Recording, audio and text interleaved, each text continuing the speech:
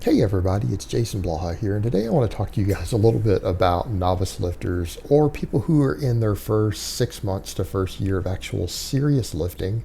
Maybe people who ran really unorganized, unbalanced programming early on or no program at all and just worked out, who've never trained and they go on their first real training program, or someone who, is following a proper program early on because they did some research and they might be completely new to the gym. And, people go on novice programs. And the funny thing that they do is that, particularly young men, this is more of a problem with men rather than women, is that they want to start adding more exercises. They want to start adding more stuff, more accessory movements, more isolation type movements. And I hate that term, by the way, because there is no such thing.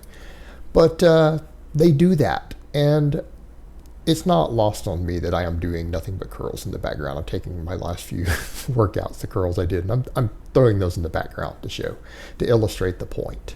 But I do have curls in my Ice Cream Fitness Novice 2.0 program because you have to. You need curls. Novices won't run a program without curls. That's something Rip Toe and Strong Lift should have realized early on.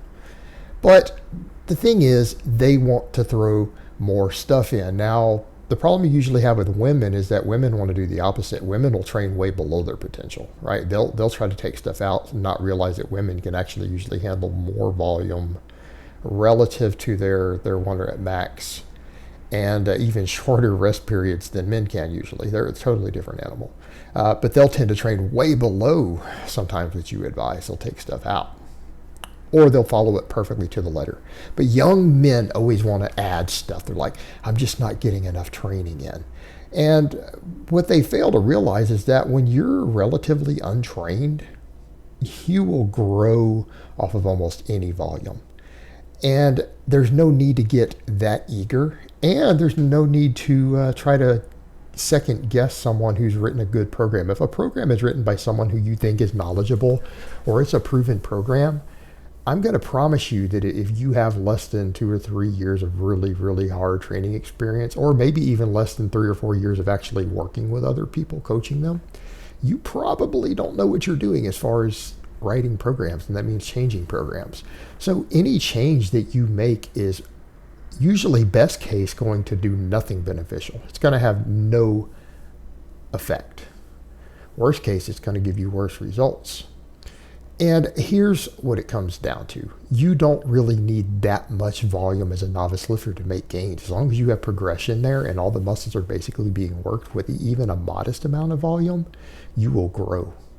And you will grow fast if your food and sleep and everything else is on point. I would almost suggest to a lot of these guys who want to get over eager and start adding 2 or 3 extra exercises in, like, can I add extra chin-ups? Can I add lat pull-downs? Can I add this? And while I actually appreciate the eagerness, I can actually understand the eagerness. It's not a bad thing to be over eager with that. But the problem with it is that oftentimes they're adding this stuff in and they're not taking into account that they're going to be doing a lot more work real fast. And here's what I mean. You're getting through some of these novice programs. The best ones are all full body. It doesn't matter whether it's one of mine, whether it's anything from starting strength to like that old all pros routine or strong lifts or any of these things. You're doing at least 3 big heavy compounds every time you go to the gym. And if you have energy left to throw into these other things, just wait. That's because you're still ramping the weight up.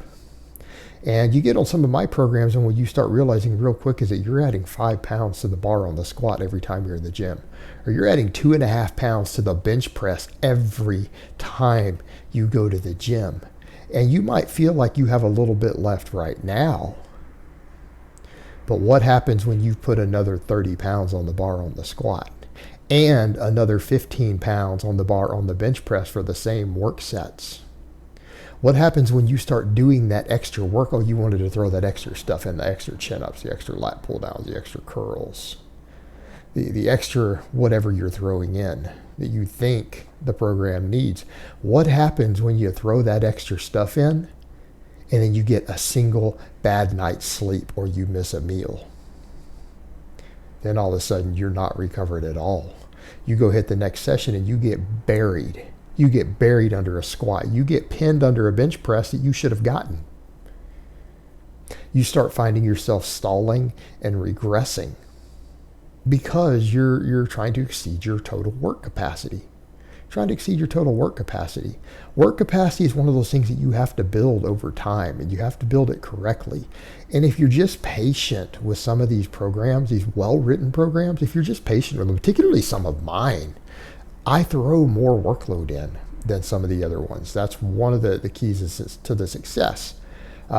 I think that some of the other ones, because they're written for larger demographics, they're written for everyone, and even old women can get away with running them. I think the volume is a little low. Now, it's old women is relative to where they're starting at, right? If you start only being able to squat the empty bar versus being able to squat 95 pounds, obviously you're starting at a higher point. You're starting with a much higher workload already as a healthy young man.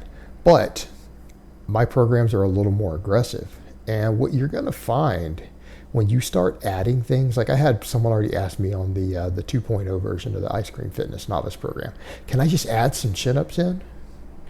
It's like, no, probably not. If you do, your progression is going to stall on some of the other stuff. And here's what I would say to something like that. I think chin-up and pull-up strength is important. I think you should train it. But because exercise is important doesn't mean that you need to train it all the time. The way I've written that program is based upon my own feedback and observing some of the too much volume and too much exercises in my original version. I think it pushes a lot of people too hard, and not everyone can either genetically or in terms of lifestyle actually handle the original. That's why I've reduced it. And for good reason, because I did get complaints. I did get a number, like about a third of people who tried to run it say it's just too damn much. I can't handle it. And it's still more volume than most of the other novice programs. It's still more total work because I have more than 3 exercises a day.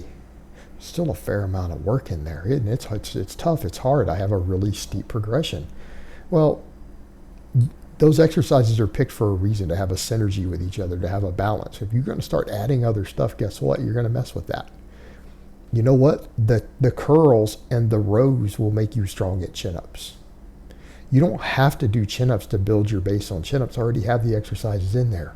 And the rows are going to carry over better to your posterior chain. They're going to carry over better to your deadlift, which is going to carry over to other stuff. You're going to get more total strength and muscle mass. You're going to get bigger faster if you just run it the way I have it written. You're going to get better progress. Run the programs as they're written. When you get bigger, after you've built a base, when you've gotten stronger, when you've increased your relative work capacity, which can in turn increase overall recovery, then you can add the other stuff, guys. But you really do need to just focus on the basics.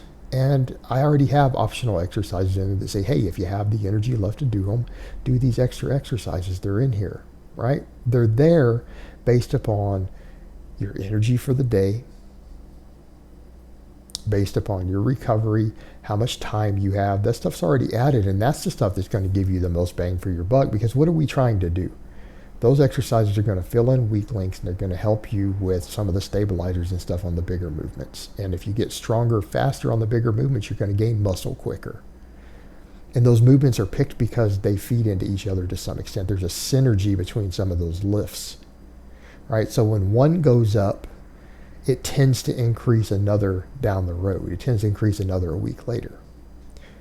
And when you start disrupting that balance by doing stuff when you don't really know what you're doing, what happens? That's the people who say, oh, I stalled on the program doesn't work. I'm not getting results. I got burned out. My elbows hurt. My forearms hurt, right? My back hurts. Oh, I'm sore. My shoulders hurt. I can't train now. I've injured my shoulder. Because you're not training in the proper balance of the program. It takes time to build the work capacity. You see a lot of guys who have years of training experience have. It takes years. And a lot of these guys are doing extra conditioning work to give them the work capacity to be able to do some of the training sessions they're doing in the weight room, if they're not using drugs to increase their work capacity, right? And that's something that you have to consider. it takes time to build that work capacity, and you don't have that as a novice. You have to add these things gradually. Don't add stuff to novice programs that people who really do know what they're doing have written for you. It's just not a good idea. Trust me on this. And if you do it, don't complain when you don't get results.